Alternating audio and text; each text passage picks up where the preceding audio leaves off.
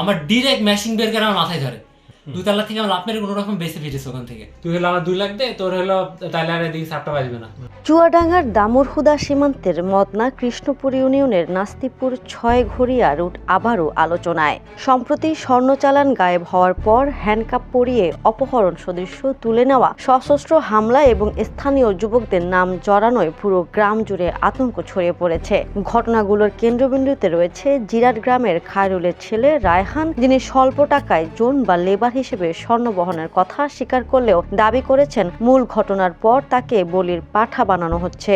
আমার মনে হচ্ছে নাজমুল আমার ফাঁসাচ্ছে। রায়হান জানান 20 নভেম্বর নাস্তিপুর গ্রামের আক্তারুলের ছেলে নাজমুল ও আজগরের ছেলে বাবুর দেওয়া প্রায় 2 কেজি স্বর্ণ তিনি দর্শনা থেকে সীমান্ত পর্যন্ত পৌঁছে দেন। কয়েক হাজার টাকার বিনিময়ে তার দায়িত্ব ছিল শুধু ডেলিভারি দেওয়া। পরের সপ্তাহে তিনি আবারও 6টি বার নেন, কিন্তু 6 ঘড়িয়া সীমান্তের পাশে একটি স্কুলের কাছে পৌঁছতেই 2 মোটরসাইকেলে 5 অজ্ঞাত ব্যক্তি তাকে হ্যান্ডকাপ পরিয়ে তুলে নেয়। চোখ বেঁধে রাত পর্যন্ত আটকে রেখে স্বর্ণ নিয়ে পালিয়ে যায় দলটি। তাদের পরিচয় সম্পর্কে রায়হান নিশ্চিত নন।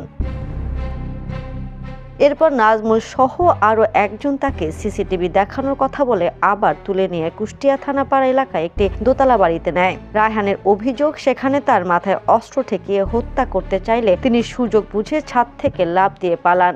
আমার ডিরেক্ট ম্যাশিং বের করে আমার মাথায় ধরে 2 লাখ থেকে আমার আপনার কোনো রকম বেঁচে ফিরেছে ওখান থেকে। 5 ডিসেম্বর রাতে দর্শনার পরানপুরের শিমুল চটকাতলার জাবেদ সহ 7-8 জন সশস্ত্র অবস্থায় রায়হানদের বাড়িতে হামলা চালায়। রায়হানের দাবি, হামলাকারীরা জানায় নাজমুল 1 লাখ দিয়েছে, তুই 2 লাখ দিলে তোর পক্ষে কাজ করব।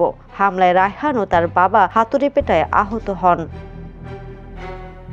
999-এ খবর পেয়ে দর্শনা থানা পুলিশ ঘটনাস্থলে যায়। এসআই আশিক জানান, স্বর্ণ চালান আত্মসাৎকে কেন্দ্র করে মালিকপক্ষ রায়হানদের ওপরে হামলা চালিয়েছে। তবে ওসি সুলতান মাহমুদ বলেন তিনি বিষয়টি জানেন না। National desk, the news. দেশে দেশে সবার সাথে দ্য নিউজ।